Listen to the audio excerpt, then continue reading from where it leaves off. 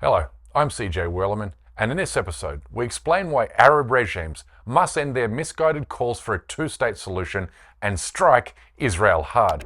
But first, please don't forget to like and subscribe to our show. Now let's get into it. After more than 180 days of bloodshed, the international community has done absolutely zero to stop Israel's genocidal siege of Gaza, which has now killed at least 35,000 Palestinian civilians, a majority of whom are women and children. But for Israel, this mass killing is not the beginning of the end. Rather, it's not even the end of the beginning. The Zionist regime has much worse in mind. It has now adopted a policy of starvation as a weapon of war to finish off those who remain clinging to life.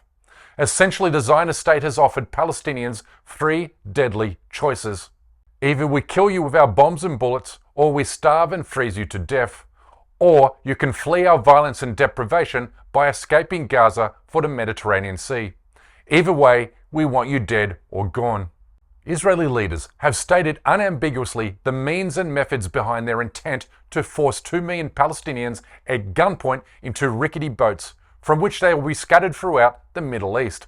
And it's carrying out this plan by closing off all of Gaza's borders and completely destroying the territory's critical infrastructure, therefore making Gaza totally unfit for human inhabitation. Palestinian survivors will be forced into boats and promised safety and shelter elsewhere, most likely Egypt, as European governments secretly hatch deals to offer the Sisi regime billions of dollars to house a further 2 million Palestinian refugees.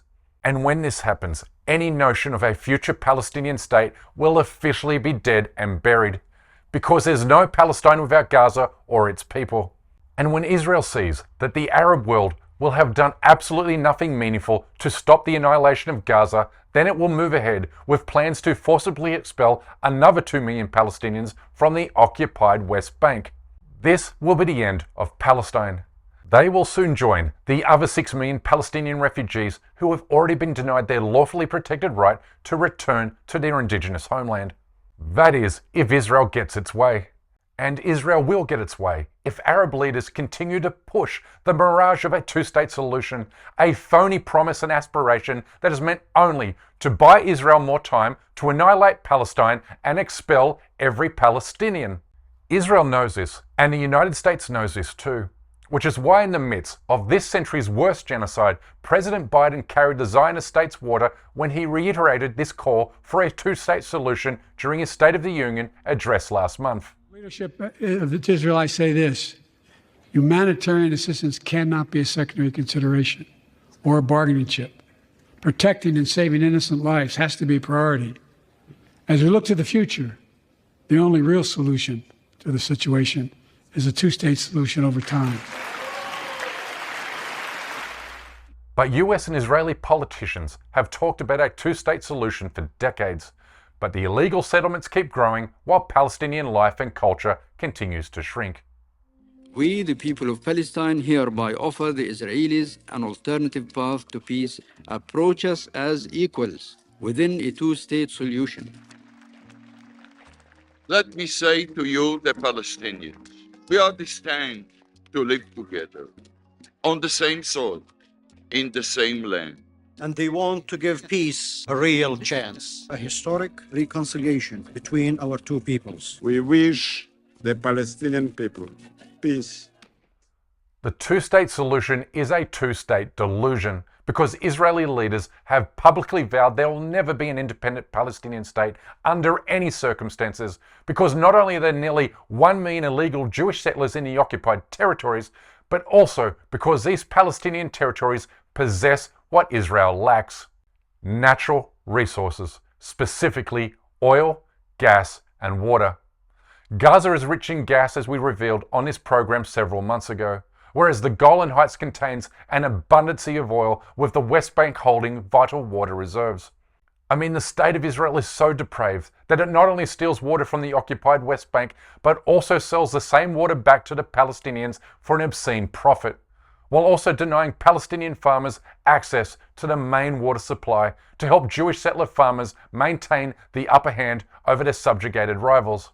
And it's also important to recognize that while Israeli forces are committing genocide in Gaza, Jewish settlers and soldiers are mass murdering Palestinians in the occupied West Bank, where Hamas does not operate, proving once again that annihilating Gaza was never about toppling Hamas, but only about reinvigorating and expanding the Greater Israel Project, or what Netanyahu calls the New Middle East, a Middle East in which Arab governments acquiesce to Israel's colonial enterprise.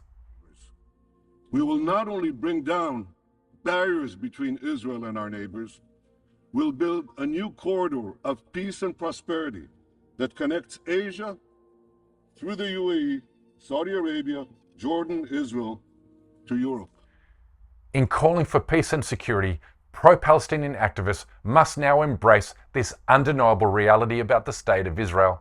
That Israel's proven through its violence and violations of international law that it will never allow Palestinians to live freely and in peace. We must recognize that for Palestinians, there can never be coexistence with this genocidal fascist state. Zionism must be dismantled. This 76-year-long nightmare must come to an abrupt end. There can only be one state, a Palestinian state that is free from the Jordan River to the Mediterranean Sea, and we must not be cowed into retreating from this position.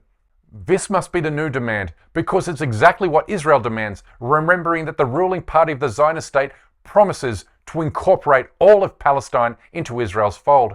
It should now be obvious that Palestinians and pro-Palestinian supporters fight this battle on equal terms. Because two-state platitudes, vacuous words of condemnation and sanctions are not enough. A realization that has now dawned on my journalist colleagues in the West, who are now calling for a military intervention in the wake of fresh details about the massacres that took place inside Gaza's Al-Shifa hospital, in which hundreds of surgeons, patients and even children were hogtied and handcuffed before being executed in cold blood as the hospital was systematically destroyed. To end this 7-decade nightmare, we must stop deluding ourselves about a two-state solution. Instead, we must turn back the clock to 1947. This was the year when every country in the Middle East and North Africa that had achieved independence from their colonial rulers voted against the 1947 Petition of Palestine, because the Palestinian people were not formally considered in a vote, and because it partitioned their homeland to accommodate unlawful Zionist immigration, which they had resisted from the onset. The Palestinian Liberation Organization formalized this opposition, insisting that Palestine, as defined within the boundaries that existed during the British Mandate, was, and I quote, an indivisible territorial unit, and that Palestine be one secular democratic state, and not be carved up into two separate entities. By the time we reached the 1980s, however, Yasser Arafat had come to accept that petition was the only viable choice, because by that stage, Palestinians had been worn down and decimated by the machinery of the Zionist occupation. Therefore, he reluctantly accepted partition as a way of achieving separateness from Israeli soldiers and settlers. But 3 decades later, Palestinians now understand that separateness and peace is never going to come their way. They've seen the United States declare its commitment to Palestinian statehood, while simultaneously blocking efforts at the United Nations to end the criminal Israeli occupation of their homeland. It's for this reason that when Palestinians hear the words two-state solution, they only see more bombs, more settlements, more apartheid, and more war.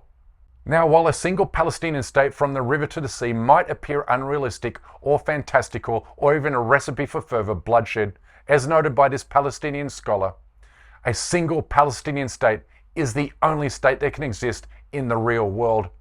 And if you're struggling to comprehend what this future might look like, then I urge you to recall the past, where Muslims, Christians, and Jews coexisted peacefully side by side for centuries in Palestine.